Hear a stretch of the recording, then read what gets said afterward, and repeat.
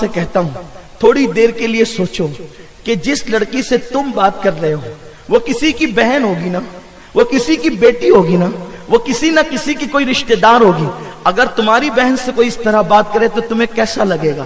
اللہ کے رسول صلی اللہ علیہ وآلہ وسلم نے فرمایا کہ جب تک تم کامل مومن اس وقت تک نہیں ہو سکتے جب تک تم جو چیز اپنے لیے پسند کرتے ہو وہ اپنے مومن بھائی کے لیے پسند نہ کرو. تو آپ اپنی بہن کی آبرو کو لٹانا پسند کرتے ہیں؟ جب نہیں پسند کرتے تو آپ دوسرے کی آبرو لوٹنا کیوں پسند کرتے ہیں؟ اور پھر ایک لڑکی جس سے آپ بات کر رہے ہو، جس کو پارک میں لے جا رہے ہو، جس کو تحفے دے رہے ہو، جس کے ساتھ افیئر کر رہے ہو، کوئی گارنٹی ہے کہ اس کی شادی آپ کے ساتھ ہو جائے گی؟ پہل کوشش ہوتی ہے کہ شادی ہو جائے، لیکن جب شادی نہیں ہوتی ہے تو پھر اس کے بعد کیا پلان ہوتے ہیں؟ چلو بھاگ جائیں گے. اب آپ مجھے بتائیں، میں اس پہ تبصرہ ضرور کروں گا بغیر کسی خوف کے. اگر ایک نوجوان لڑکا ایک لڑکی کے ساتھ بھاگ جاتا ہے، جذبات جوان ہے، آج آپ بھاگنا چاہتے ہیں بھاگ جائیں گے، کون روکے گا آپ کو؟ ماں باپ مجبور ہے، بوڑھے ہیں بیچارے. سماج حال یہ ہے کہ لوگ کہتے ہیں کہ بھئی کسی کے معاملے میں مت پڑو، جو جیسا کر رہے اس کو ویسا کرنے دو. اہل علم کا حال یہ ہے کہ حق بولنے کی ہمت کم رہ گئی لوگوں کے اندر، اس لیے کہ ہر آدمی خطرہ مول نہیں لینا چاہتا. حق بولیں گے تو لوگ گالیاں دیں گے، حق بولیں گے تو لوگ پتہ نہیں کیا کریں گے. ایسے وقت میں جبکہ نفسا نفسی کا عالم ہے، بیٹیاں لڑکوں کے ساتھ بھاگنا چاہتی ہے، ٹھیک ہے تم بھاگ جاؤ گے، کتنے دن تک تمہارے جذبات رہیں گے؟ مہینہ، 2 مہینہ، 5 مہینہ، 6 مہینہ. پھر تم لوٹ کر کے آؤ گے، چلو نکاح ہو گیا، سب ہو گیا، کورٹ میرج ہو گیا، یہ ہو گیا، وہ ہو گیا. لیکن اللہ جب آپ کو اولاد دے گا، نکاح کیوں کیا ہے؟ بانج رہنے کے لیے کیا ہے. شادی کیوں کی ہے؟ بکروں کی طرح گھومنے کے لیے کی ہے. کس لیے شادی کی ہے؟ باپ بنو گے نا، وہ ماں بنے گی نا. آپ مجھے بتائیں، آپ نے جذبات میں ایک غلط فیصلہ کیا ہے، ایک لڑکی کو بھگانے کا اور اس کے ساتھ بھاگنے کا. لیکن جب یہی لڑکی ماں بن جائے گی اور آج سے 20 سال کے بعد اگر آپ کا بیٹا یا بیٹی جوان ہوں گے اور جب اس کو رشتہ آئے گا، سب سے پہلا مسئلہ یہ ہوگا کہ کسی شریف گھرانے سے اس کو رشتہ نہیں آئے گا. ایسے ایرے گہرے نٹو خیروں کے یہاں سے رشتہ آئے گا، اور آپ جب اس کے ساتھ رشتہ کرنا چاہیں گے تو لوگ کہیں گے اس کی ماں نے تو بھاگ کر شادی کی تھی، اس کے باپ نے تو بھگا کر کے نکاح کیا تھا. کوئی شریف آپ کی بیٹی کو، آپ کے بیٹے کو گلے لگانے تیار نہ ہوگا، چاہے آپ کی بیٹی کتنی متقی ہو، آپ کا بیٹا کتنا ہی پرہیزگار ہو. لوگ کہیں گے اس کی ماں باپ بھگوڑے تھے، کوئی نکاح نہیں کرے گا، کوئی شادی نہیں کرے گا. اور اس کے بعد پھر بطور مجبوری کیا کرنا پڑے گا؟ آپ کو ایرے غیروں کے ساتھ اپنے بیٹا اور بیٹی کو جو ہے وہ نکاح کر دینا پڑے گا. اور آپ کے ایک غلط فیصلے کی وجہ سے آپ زندگی بھر بھگتتے رہے، لوگوں کا تانا سہتے رہے. اس کے بعد پھر آپ کی بیٹی برداشت کر رہی ہے اس تانے کو، آپ کا بیٹا برداشت کر رہا ہے اس تانے کو. شریف لوگ گلے لگانے کے لیے تیار نہیں، معاشرے میں کوئی اپنا بنانے کے لیے تیار نہیں. یاد رکھیں، اگر آپ یہ سمجھتے ہیں کہ آپ ایک غلط فیصلہ 12، 15، 25، 20 سال کی عمر میں، جس عمر میں آپ کرنا چاہیں اس عمر میں آپ نے غلط فیصلہ کیا، اسی غلط فیصلے کو بزرگوں نے نام دیا ہے لمحوں کے گناہوں نے صدیوں کی سزا پائی. آپ یہ چاہتے ہیں کہ آپ اپنے غلط فیصلہ کر کے اپنی نفسانی خواہشات کی بنیاد پر آپ اپنی نسلوں کو تباہ کر دیں، آپ اپنی نسلوں کو برباد کر دیں. یاد رکھیں، ماں باپ کی پسند کی شادی ہو اور شادی ارینج کی جائے، لو میرج اسلام قبول نہیں کرتا، ارینج میرج اسلام قبول کرتا ہے. اور ارینج میرج جو ہوتا ہے اس کی برکتیں بہت ہے، اس لیے کہ جب ڈھونڈ کر کے ماں باپ ڈھونڈتے ہیں، بہن جاتی ہے، بھائی جاتے ہیں، بھابیاں جاتی ہے، ان سارے معاشرے کا، پورے علاقے کا، پورے خاندان کا تجربہ ایک ساتھ جمع ہوتا ہے جب کسی کا سلیکشن ہوتا ہے. کہاں تمہاری 18 سال کا تجربہ، اور بلکہ تمہاری 18 سال کی عمر، اور کہاں تمہارے ماں باپ کا 18 سال کا تجربہ. آپ مجھے بتائیں، جو تجربہ زیادہ ہے وہ زیادہ صحیح فیصلہ کرے گا یا آپ زیادہ صحیح فیصلہ کرو گے؟ اور ایک بات یہ ہے یار، جو تمہارے ساتھ بھاگ کر جا رہی ہے، اگر شریف ہوتی تو بھاگ کر کیوں جاتی؟ ایک غیر شریف لڑکی کو آپ بھگا کر لے کر کے جا رہے ہیں، ایک وقت تو ضرور ایسا آئے گا.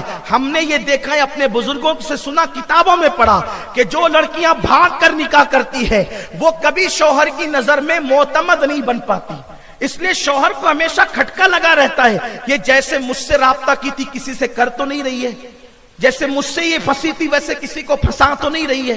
یہ سارے معاملات اور خطرات ہوتے ہیں۔ اللہ اکبر، وہ کبھی شوہر کی نظر میں اعتماد نہیں پاتی اور کبھی کبھی طلاق کی نوبت آ جاتی ہے۔ اس لیے میں قوم کی بیٹیوں سے بھی اپیل کرتا ہوں اور قوم کے نوجوانوں سے بھی اپیل کرتا ہوں، خدا کے لیے بھاگنے کا تصور چھوڑ دو، محبت کی شادیاں چھوڑ دو، لو میرج چھوڑ دو، یہ تمہارے لیے نقصان دہ ہے۔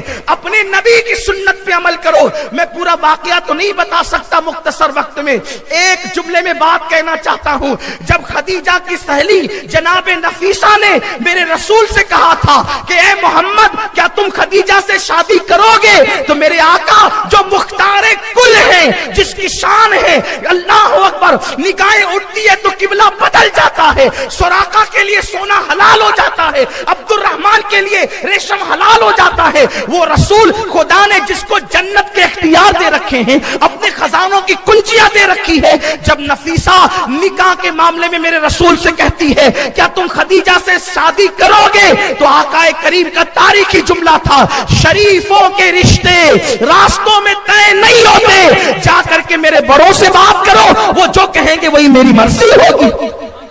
جو رسول سب سے بڑے ہیں وہ قانون دے رہے ہیں، اس سے مراد میرے چچاؤں سے بات کرو، میرے گھر والوں سے بات کرو۔ اور پھر نفیسہ حضرت جناب ابو طالب کے پاس گئی اور بات ہوئی، انہوں نے ہاں کہا تو سب نے ہاں کر دیا۔ اس سے پتا چلا حضور نے قانون دیا، حضور کو اختیار نہیں تھا معاذ اللہ۔ جو رسول مختار کل ہوں، اور ابو طالب سے زیادہ تجربات میرے نبی کے تھے، کیوں؟ ابو طالب کے تجربات 70 سال کے تھے اور میرے نبی کے تجربات کروڑوں سال کے تھے، کیوں؟ حضور نے فرمایا جابر سب سے پہلے اللہ نے تیرے نبی کے نور کو پیدا کیا ہے، آدم سے پہلے جو پیدا ہوا ہو اور آدم سے زیادہ جس کے تجربات ہو، خدا کی قسم تجربات تو اپنی جگہ ہے، وہ جدھر اشارہ کر دے وہاں خزاں جو ہے وہ بہاروں میں تبدیل ہو جائے۔ انہیں کیا ضرورت ہے، انہیں کیا غرض خزاں سے اور بہار سے، وہ نگاہ کر دیتے ہیں۔ تو فیض جلیل خلیل سے پوچھو، آگ میں باغ لگاتے یہ ہیں، جب وہ آگ میں باغ لگا سکتے ہیں تو کیا وہ زندگی کی خزاں میں بہاریں نہیں عطا کر سکتے انہیں؟ لیکن وہ قانون دینا چاہتے تھے، فرمایا شریفوں کے رشتے راستوں میں طے نہیں ہوتے۔ اس سے پتا چلا پارکوں میں جو رشتے طے ہوتے ہیں وہ شریفوں کے نہیں ہیں، رستوں میں جو رشتے طے ہوتے ہیں وہ شریفوں کے نہیں ہیں، جو لوگ کورٹ میں نکاح کرتے ہیں وہ شریفوں کے نہیں۔ کوئی کرے، سماج مجبور ہے، لیکن شریعت شرافت کا معیار یہ عطا کرتی ہے، ارینج کیجئے۔ اور بات یہ جو عشق عشق عشق کہا جاتا ہے نا، یہ عشق نہیں، یہ نفسانیت ہے۔ میں بارہا یہ بات کہہ چکا ہوں، عشق اسے کہتے ہیں جو عزتوں کو تحفظ دیتا ہے، محبت اس کو کہتے ہیں جو ایک دوسرے کی آبرو کو محفوظ کرتا ہے، محبت اسے کہتے ہیں جو ایک دوسرے کو تقویٰ کا معیار عطا کرتا ہے، یہ نفسانیت ہے جسے آپ عشق کہتے ہیں۔ وہ بہت لمبی بات کی طرف نہیں جاتے ہوئے عرض کروں، جو لوگ عشق کرتے ہیں 99% لوگ ناکام ہوتے ہیں۔ لوگ فکرے کستے ہیں اور مولوی تو پیار کے دشمن ہے، خدا کی قسم مولوی جتنا پیار پہ پیار کرتا ہے وہ کتنا کون کی پیار کر سکتا ہے؟ آپ دیکھیں الحمدللہ تعالی دنیا میں جتنی طلاق کی شرح ہے 1% بھی مولوی طلاق نہیں دیتا۔ عالم کی بات کرتا ہوں صحیح معنی میں، جس کے دل جو انما یخشى اللہ کی تصویر ہے اس کی بات کرتا ہوں۔ عالم دین کو آپ نے کبھی نہیں دیکھا ہوگا بیوی کو ستاتے ہوئے، بیوی کو اذیت پہنچاتے ہوئے، بیوی کو تکلیف پہنچاتے ہوئے، بہت کم ایسے ہوں گے۔ لیکن غلطی سے داڑھی ٹوپی دیکھ کر لوگوں نے ان کو مولوی کہنا شروع کر دیا۔ جو صحیح معنی میں عالم ہے، انما یخشى اللہ کی جو تصویر ہے یہی بات کر رہا ہوں، جس میں قرآن نے عالم کہا ہے۔ پھر ان کا حال کیا ہے؟ وہ محبت دیتے ہیں، وہ پیار دیتے ہیں، عورتوں کو آنکھوں کی ٹھنڈک سمجھتے ہیں، لتسکنوا الیہا کا جلوہ سمجھتے ہیں۔ یہ بات ہے۔ آپ کہتے ہیں مولوی پیار کا دشمن ہے، مولوی پیار کا دشمن نہیں ہے۔ مولوی جو ہے وہ اس راستے کا دشمن ہے جس غلط راستے سے تو اسلام کو بدنام کر رہا ہے۔ آپ جانتے ہیں 99% لوگ ناکام ہوتے ہیں، 1% لوگ جو کامیاب ہوتے ہیں نا، ان سے پوچھو وہ بالکل معاملہ یہی ہے کہ چھپے ہوئے گھاؤ ہیں نہ کسی کو بتا سکتے ہیں اور نہ اس کا علاج کروا سکتے ہیں، نہ تذکرہ کر سکتے ہیں نہ بتا سکتے ہیں۔ چھپے ہوئے زخموں کا حال ایسے ہی ہوتا ہے۔ تو 1% لوگ جو کامیاب ہوتے ہیں نا، وہ بھی ٹینشن میں ہوتے ہیں، پتہ نہیں کب چھوڑ کے جائے گی، وہ بھی ٹینشن میں ہوتی، پتہ نہیں کب چھوڑ کے چلا جائے گا۔ ہوتا یہ ہے 1% لوگوں میں 0% لوگ ہیں جو کبھی خوش ہوتے ہوں گے، ورنہ زگ زگ تک تک گالی گلوچ ہم نے خود دیکھا۔ چھوٹی سی عمر میں ہمیں اس کا تجربہ ہے، اور ہم نے لوگوں سے سنا بھی ہے، بڑے بوڑھوں سے۔ ایک بہت بڑے مفکر نے کہا ہے، شادی سے پہلے جو محبت پیدا ہوگی وہ شیطانی ہوگی، اور شادی کے بعد جو محبت پیدا ہوگی وہ رحمانی ہوگی۔ شیطانی محبت کتنے دن تک رہ سکتی ہے، لیکن رحمانی محبت، ارے جب ہمارے بزرگوں کا حال یہ تھا، ایک مرتبہ رشتہ طے ہو گیا، دیکھ لیا لڑکے نے لڑکی کو، لڑکی نے لڑکے کو، ایک ایک نظر دیکھ لیا، پھر بعد میں اس رستے بھی جانے ڈرتے تھے، اگر ابا اس رستے سے دیکھ لیں گے، میں تو جا رہا ہوں چائے لانے کے لیے، لیکن سوچیں گے کہیں یہ اس طرف تو نہیں آئے گا سسرال کی طرف، تو ڈرتے تھے، اس طرف کا راستہ چھوڑ دیتے تھے۔ نوجوانوں میں اتنا ادب تھا، اتنا خوف تھا۔ بیٹیاں اگر راستے سے جا رہی ہے، منگیتر کو دیکھتی تو چھپ جاتی، کہیں وہ مجھے دیکھ نہ لے۔ آج کتنی بے حیائی ہے، منگنی کے بعد باضابطہ سیریلوں کے طرز پر انگوٹھیاں پہنائی جاتی ہے، بازو میں کھڑے ہو کر کے فوٹو نکالے جاتے ہیں، باضابطہ طور پر جو ہے وہ پیکج دیے جاتے ہیں، ایک دوسروں کو سمجھ لو، اور سمجھ کیا لو، ساری بہاریں لوٹ لیتے ہیں، پھر کہتے ہیں ہمیں سمجھ میں نہیں آیا۔ بیچاری منگیتر، نقصان تو لڑکی کا ہوتا ہے۔ اللہ اکبر، میرے آقا صلی اللہ علیہ وسلم کے دیوانوں، جب جب اسلام سے بغاوت کرو گے تب تب خون کے آنسو رو گے، اس لیے احتیاط کا پہلو رکھو۔ اور پھر کیا ہوتا تھا، ہمارے بزرگوں کا حال یہ تھا، دادا نے کبھی دادی کو جوانی میں ایک نظر دیکھا بزرگوں کی موجودگی میں، نکاح تک کے پھر کبھی نہیں دیکھا، اور جب نکاح ہوا تو من جانب اللہ محبت پیدا ہوئی، تو بڑھاپے میں بھی محبت قائم رہی۔ لیکن وہ جو شیطانی ہے نا، جو فون پر یہ اس پہ جو کر رہے ہو، یہ شیطانیت، یہ نفسیات ہے، یہ جلدی سے نشے کی طرح اتر جاتی ہے، اس لیے اس کی طرف نہ جاؤ۔ تو 99% لوگ ناکام ہوتے ہیں۔ اس ناکامی کا نتیجہ کیا ہوتا ہے؟ خودکشی۔ اس ناکامی کا نتیجہ کیا ہوتا ہے؟ پاگل پن۔ اس ناکامی کا نتیجہ کیا ہوتا ہے؟ ذلت، رسوائی، بدنامی۔ اس لیے آپ کسی سے عشق نہیں کریں گے۔ آج میری گزارش ہے، کوئی کسی سے پیار نہیں کرے گا، ہم پیار کے دشمن نہیں ہیں۔ اس کی وجہ یہ ہے، آپ کہیں گے اگر آپ بورنگ کے پانی سے منع کرنے آئے ہیں تو آپ کے پاس بسلیری کا پانی ہے، میں کہتا ہوں بسلیری نہیں ہے یار، زمزم بھی نہیں ہے، اس سے بہتر ہم پانی لائے ہیں۔